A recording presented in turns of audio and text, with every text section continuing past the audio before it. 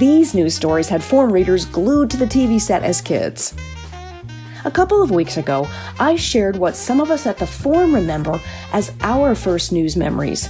Now it's your turn to share the stories that you'll never forget. Welcome to Back Then. I am Tracy Briggs. The podcast this week is being brought to you by Discover Jamestown. To learn more, go to discoverjamestownd.com. I love what happens the day after I write a column asking readers for input. My inbox gets full of stories I never could have imagined.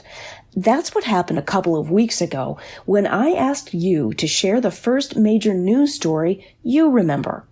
A few of us from the forum had chimed in earlier on that earlier story, and we noted that many of our first memories were from around the time we were 7 years old. Now, some of you that replied to my request for input said you were also about 7 years old when you remembered your first news story, but the stories that everyone shared were totally different than the ones we all had.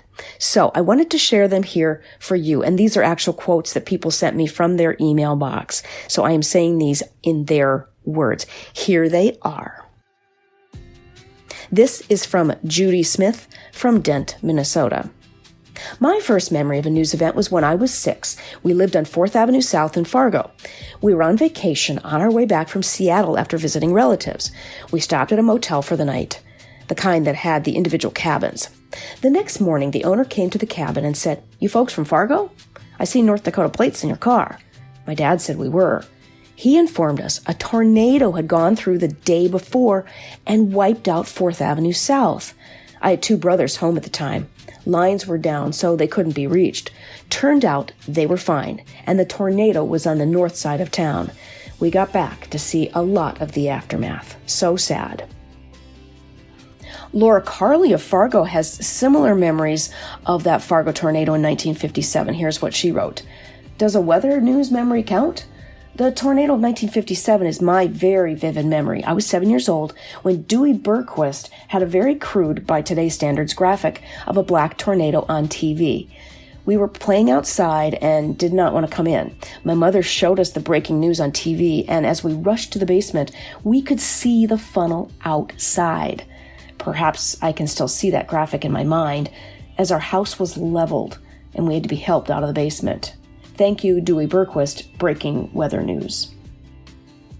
This quote was from Dwayne Lund of Moorhead. I was born way before TV, 1938.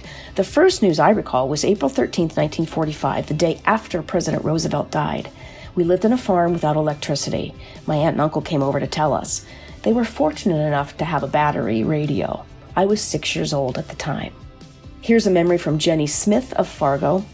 The one I remember is when I was in 4th grade, so I would have been 8 or 9. We were sitting in a class learning math, I think, and another teacher came into our room with a TV on a rolling cart. Yes, I'm that old, and said that the Challenger shuttle had just exploded. We were glued to that TV and the news reports all afternoon. I just remember thinking how terrible it was for the families of those astronauts to have to deal with their deaths. I'll never forget seeing the white smoke and the explosion.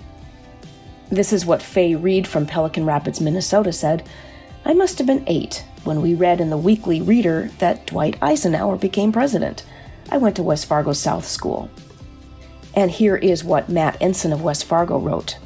My first legitimate A-section news memory was also at age 7. It was May 18, 1980, when Mount St. Helens erupted in southwestern Washington, sending a mushroom cloud 12 miles high and killing 57 people, approximately 10 million trees, and devastating 210 square miles of wilderness. I say legitimate A-section news story because my dad was coaching with the Morehead State football team, so the 1979 Dragon 13-10 upset of top-ranked Concordia was the far bigger news story to me.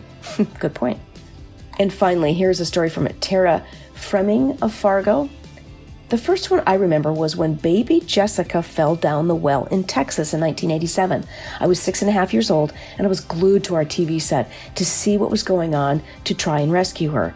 I had to head up to bed at a certain point, but couldn't stop thinking about her and wandered back downstairs, begging my parents to let me continue watching the coverage just a little bit longer.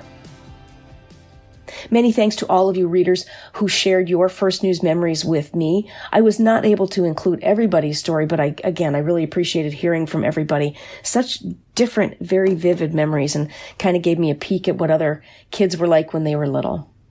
Thank you so much for listening to this week's Back Then. If you'd like to read the story in the paper, online, it is at inform.com.